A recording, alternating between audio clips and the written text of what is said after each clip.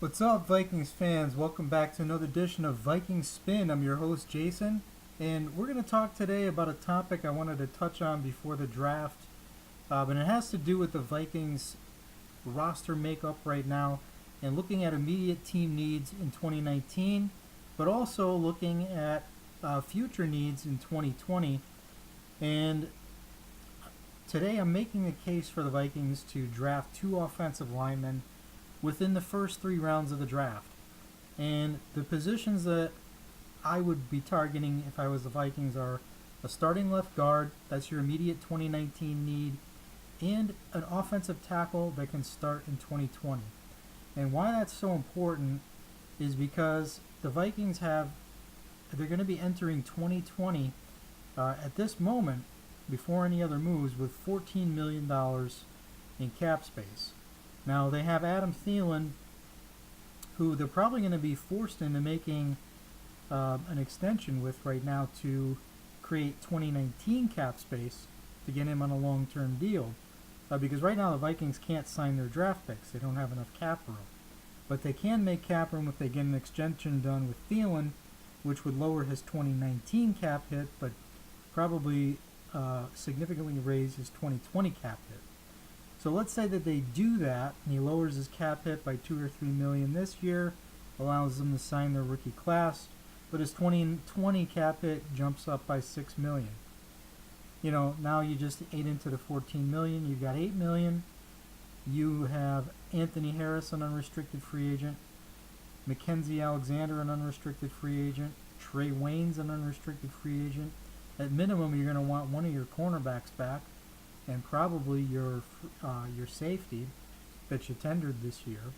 You got Stephen Weatherly that it will be an unrestricted free agent, and with Everson Griffin on the other side of 30, that probably becomes a priority re-signing.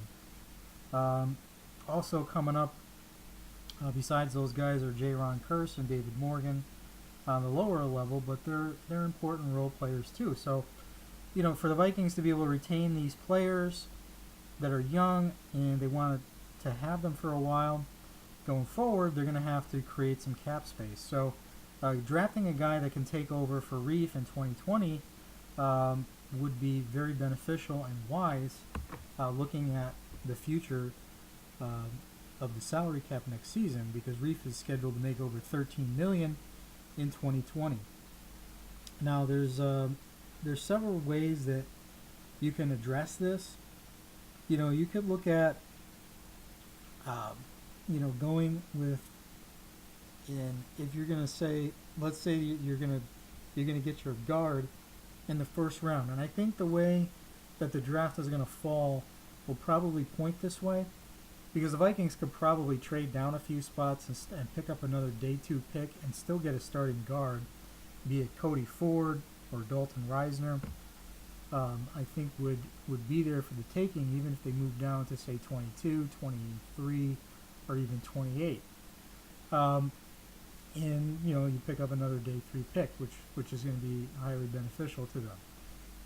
Now, if you come back at that point and you want to get an offensive tackle that is going to be your swing tackle right now for 2019, but that is more than capable of starting in 2020, there's several guys that fit that bill. If Greg Little falls to the second round, he could be one of them. Titus Howard is a second round pick that definitely fits that description. Another one would be Yadni Kajust. Give him a year to really get fully healthy, so that he could take over as one of your starting tackles in 2020. Certainly wouldn't be a bad idea. Max Sharpring is a guy in the 3rd round that they've looked at that could be a potential right tackle in 2020. Dennis Daly is another one that you could look at with a 3rd round grade. So, there's definitely some options to do that. If they don't go offensive line in the first, let's say, it turns out that they're really in love with Noah Fant. They have had him in for a top 30 visit, and I think there's a chance he could fall there.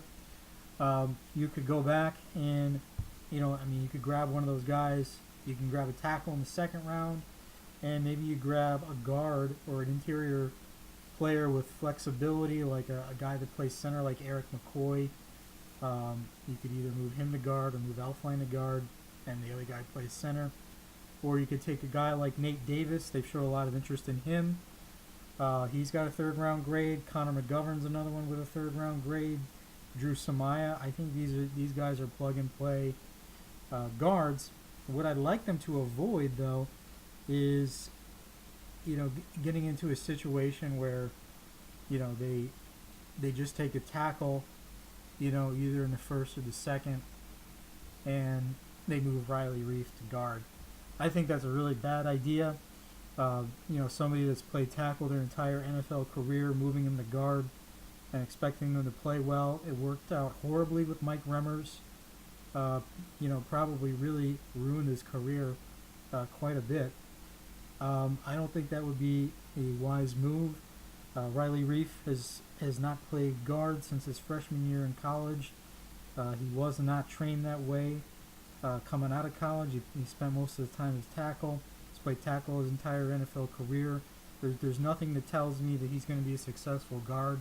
And Mike Zimmer admitted as much at the owners' meeting. Says he has no idea how he'd do a guard. It's not like they've given him reps there. So I think that would be a very dangerous way to address one of the weakest points on your team, putting a player in a position to fail. So I really hope that they don't do that.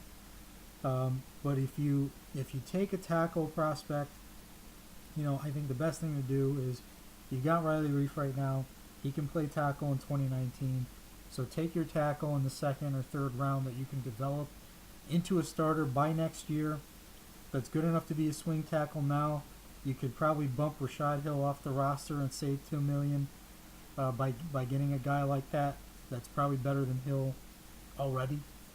And just get a stud guard in, either the first or second round. Whether that's Cody Ford, Dalton Reisner, or if you're looking more in the second, maybe that's Chris Lindstrom. Although you may have to trade up in the second to get him, but do what you got to do to make sure that you get at least one stud that's going to start this year, and get a player that's going to be able to start in 2020 at tackle. Let me know what you guys think in the comments. Please encourage others to subscribe to our YouTube channel, and don't forget to check out Vikings Spin on Twitter and Facebook. I thank you guys once again for tuning in to another edition of Vikings Spin, and we'll see you next time. Take care.